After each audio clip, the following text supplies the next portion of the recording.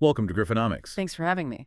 So I want you to imagine a company that back in the 1890s, they manufactured cast iron stoves and industrial pumps. Right, real heavy metal banging industrial stuff. Exactly.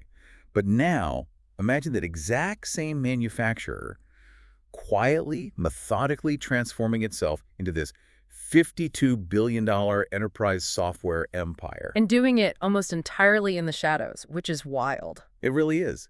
So welcome to a brand new deep dive. Oh. Our mission today is a granular investigative report into ROP technologies. It's honestly a remarkable corporate evolution, and to unpack how they pulled this off, we're pulling from a pretty dense stack of sources today. Yeah, we've got quite the reading list. We do. We've got their earnings call transcripts from the fourth quarter of 2025, exhaustive financial reports, including their latest 10K, and several really in-depth strategic analyst breakdowns. And what those sources reveal is a company sitting at this fascinating crossroads.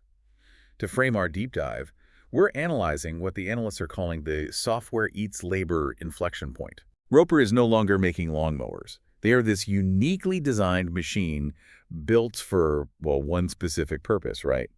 To endlessly compound cash flow. Yeah, exactly. And to understand how they actually compound that cash, we really have to look at the architectural blueprint of their business model. Okay, let's pull that apart. So Roper relies on extreme niche dominance.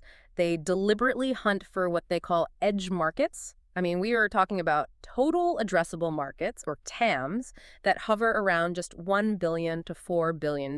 Which, in the grand scheme of the tech sector, sounds incredibly tiny. Oh, it's a rounding error for the giant. Right. The analogy that popped into my head while reading the reports was like a specialized tool maker.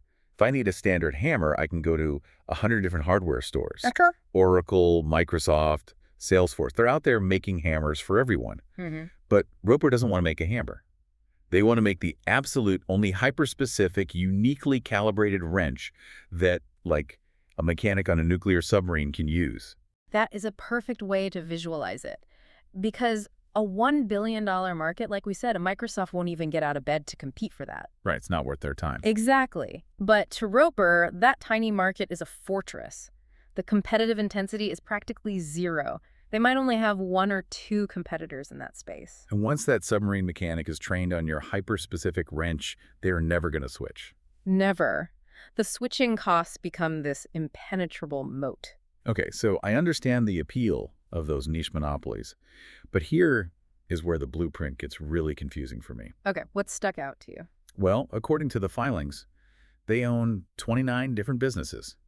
To manage that kind of sprawling, disconnected empire, 29 different submarine wrenches, you'd expect a massive corporate bureaucracy. You really would. So how does the whole thing not just collapse into total corporate chaos? Because they simply refuse to manage the day-to-day operations. Their decentralized structure is the absolute secret to avoiding that chaos. Yeah. Out of their nearly 20,000 global employees, take a guess how many sit at their corporate headquarters in Sarasota, Florida. Oh, man.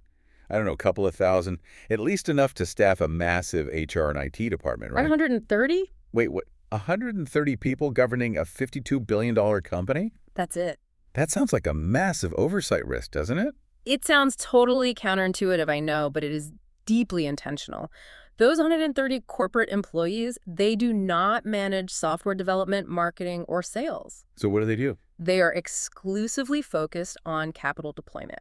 The other nearly 20,000 employees operate within those 29 fiercely independent business units. Wow. Yeah, they don't share HR systems, they don't share software platforms, they are completely isolated. So the individual presidents of those businesses can just stay exceptionally close to their niche customers. Exactly, without having to ask corporate for permission to make, a basic operational decision. Got it. And all of this isolation serves one ultimate metric, which the sources highlight constantly: cash return on investment, or CRI. Yes, the ultimate Roper metric. Roper isn't chasing raw scale or vanity user metrics, right? They want liquid cash. And the model works because 80% of their revenue mix is predictable. Huge point. It comes from recurring software subscriptions or reoccurring maintenance fees. Right. So they extract the cash flow from the submarine wrench business, send it up to those 130 people in Sarasota, and then Sarasota immediately uses that cash to, I don't know, go buy a hyper-specific diagnostic software company for a specialized medical field. Boom! That is the compounding engine in action. Okay, so we've established this really beautiful theory of a decentralized niche market engine. But a theory is only as good as its stress test. Very true. When you actually look at their fiscal year 2025 performance, did that isolation protect them, or did reality catch up to them? Let's look at the hard numbers. Well, on paper, the top-line numbers look spectacular. They generated $2.47 billion in adjusted free cash flow. Which is a massive 31% margin. Yeah. And total revenue hit $7.9 billion, up 12% year over year.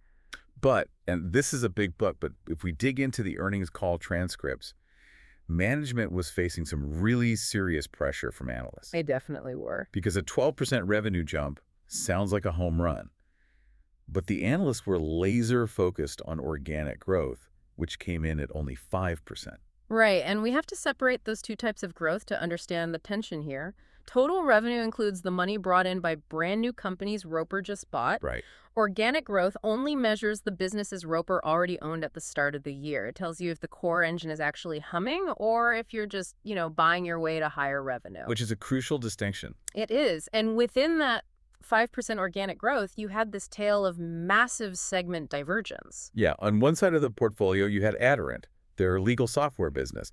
They were growing in the mid-teens, adding new billing tools for law firms, just completely dominating their niche. Right, firing on all cylinders. But then you look at Deltek, which makes software for government contractors. They faced brutal headwinds. This is where macroeconomic reality really pierced their decentralized armor.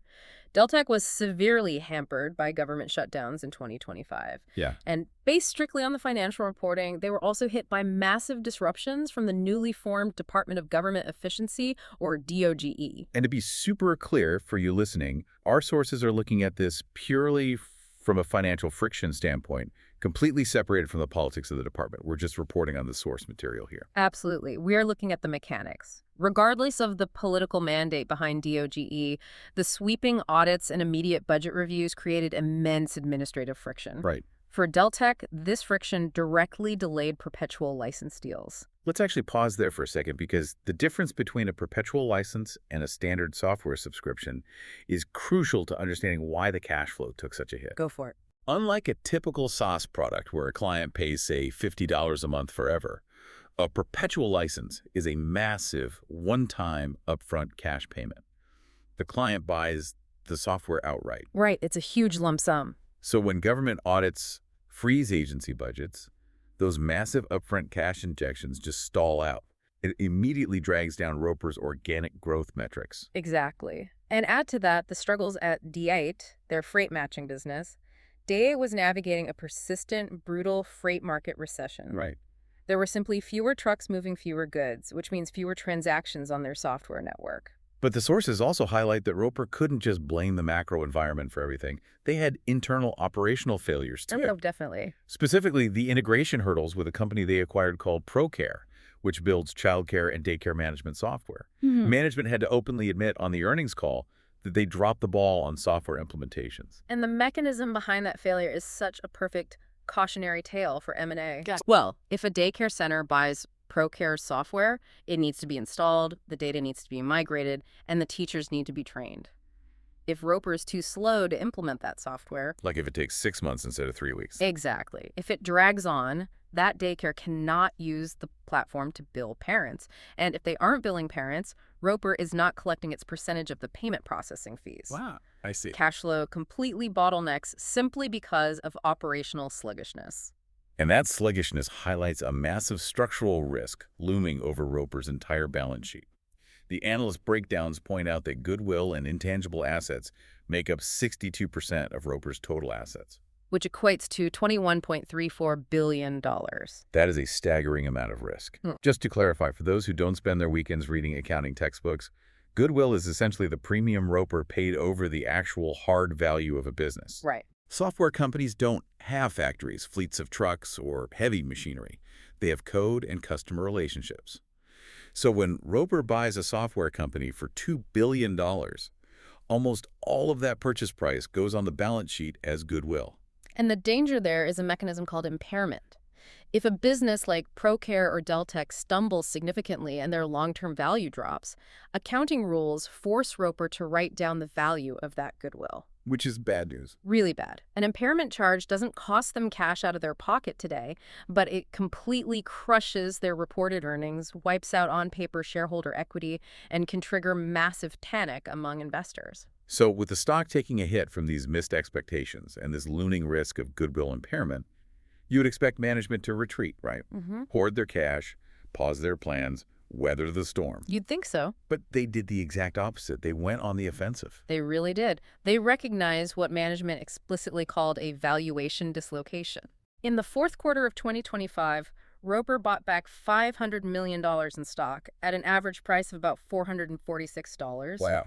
But as the market punished them for the organic growth misses, the stock dropped 15% below that average price. So in early 2026, they accelerated. They unleashed $1.31 billion to buy back shares at an average of $352.80. That's insane. They spent nearly $2 billion in a matter of months just buying their own stock. Yeah, they are betting billions of dollars of their own cash that Wall Street skepticism is just a temporary illusion. But what is really fascinating to me is how they changed their acquisition strategy. You know, if you run a business or manage a team, you might be thinking, if things are rocky, you should only buy safe, fully mature, perfectly optimized assets. Right, play it safe. But Roper shifted to what they call a maturing leaders strategy. It's a profound pivot. Historically, Roper waited until a private equity firm had completely optimized a software business. They bought companies that were already running at peak efficiency. Now, they're stepping in one owner earlier. They're buying companies before that final layer of polish is applied. We saw this with their $1.85 billion acquisition of Central Reach, an autism therapy software company, and their $800 million acquisition of Subsplash, which is a church management platform. Exactly. But why take on the headache of an unoptimized company?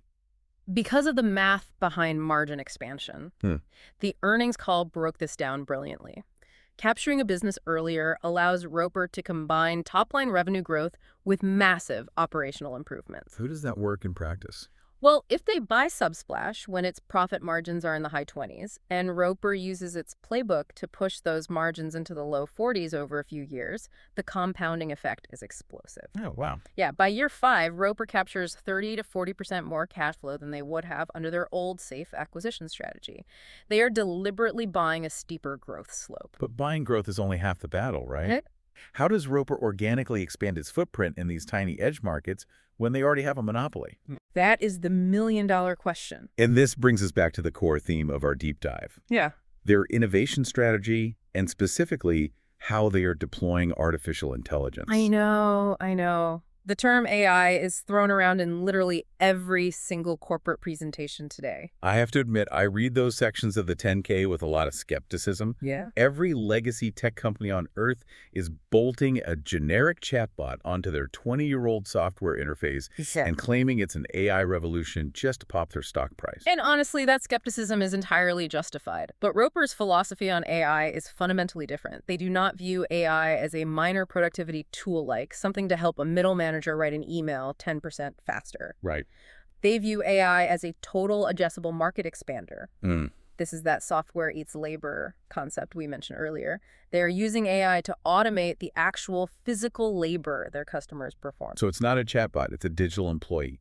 Let's paint a picture of how this actually works using DET, their freight matching business. Because before AI, DET was basically just a digital bulletin board. Yeah, exactly. Imagine a traditional freight broker sitting at a desk. A shipment of strawberries needs to get from California to New York before it rots. Stressful. Very.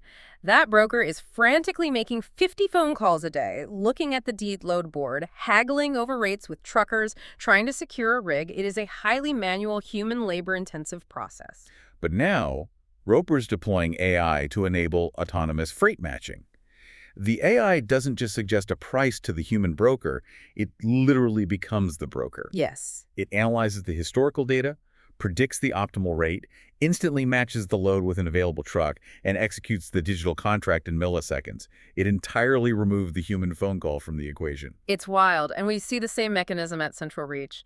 There is a massive supply and demand imbalance for autism therapy caregivers. Right, burnout is huge there. Huge. Caregivers were burning out because their daily schedules were geographical nightmares, driving back and forth across the city with massive gaps between appointments. Yeah. So Central Reach deployed an AI scheduling tool that perfectly optimizes drive times and patient needs.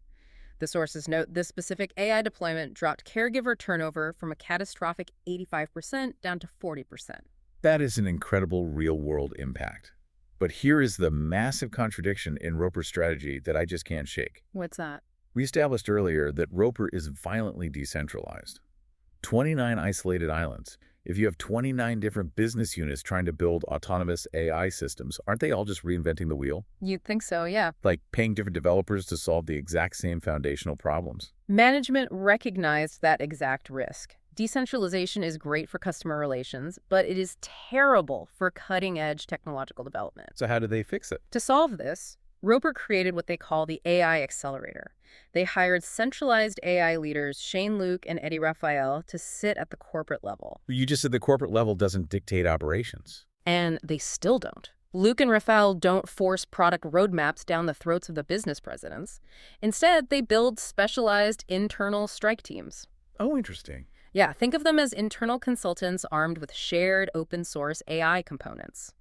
These strike teams parachute into an individual business unit like Central Reach, look at the specific market problem, and help the local teams snap together a custom AI tool using the centralized architecture. That is so smart. They deploy with speed, scale what works, and then the strike team extracts and moves on to the next business unit. It really is the best of both worlds.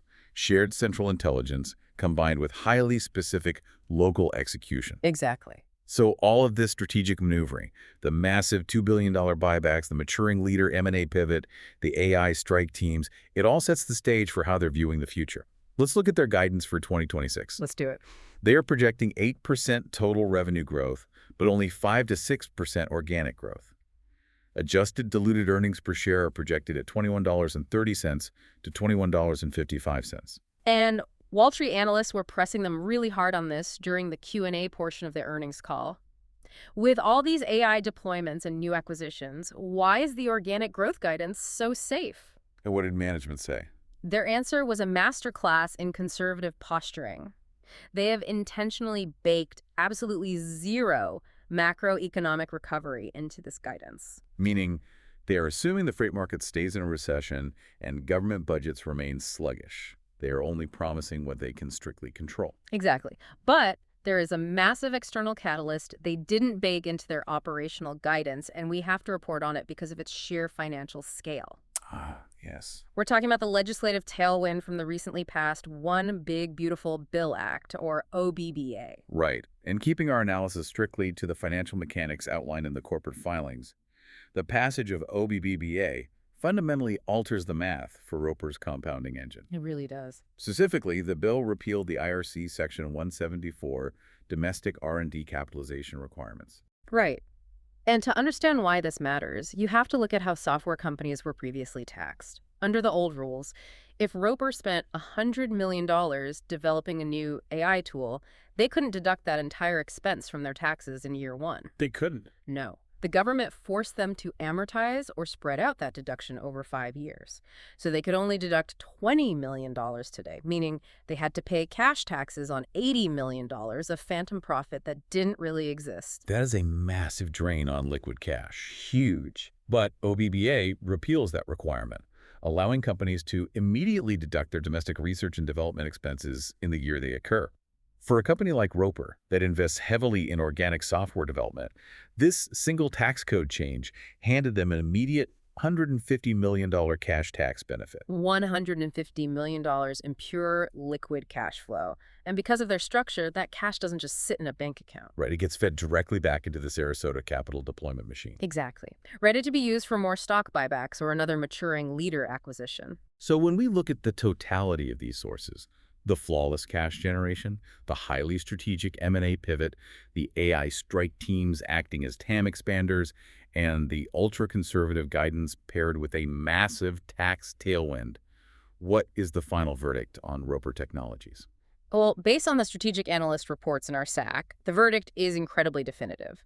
Roper is rated a high conviction compounder. Wow. Yeah, the consensus is that the current stock price, which was driven down by temporary macro skepticism and those short-term integration hurdles, actually presents a rare entry point for long-term investors. But there is a timeline attached to that conviction, right? Yes, the caveat is that this conviction holds provided that the highly anticipated organic growth inflection materializes in the second half of 2026. Because that is the exact moment when their massive recent acquisitions, Central Reach and Subsplash, officially pass their one-year anniversary under the Roper umbrella. Bingo! They graduate from being acquired revenue and start counting toward the critical organic growth metrics.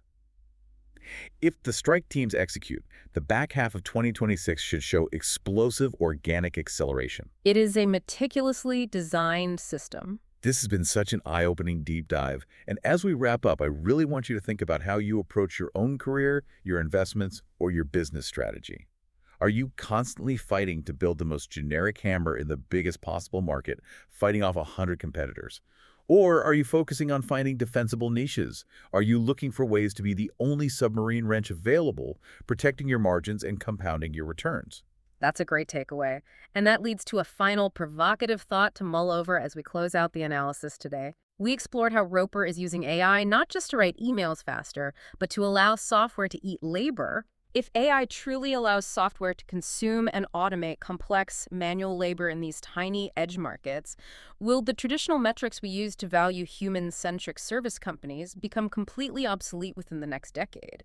Could Roper's ruthless strategy of automating niche labor become the standard blueprint for surviving the AI revolution? It's a heavy question and one we will all be watching closely as this technology reshapes the economy.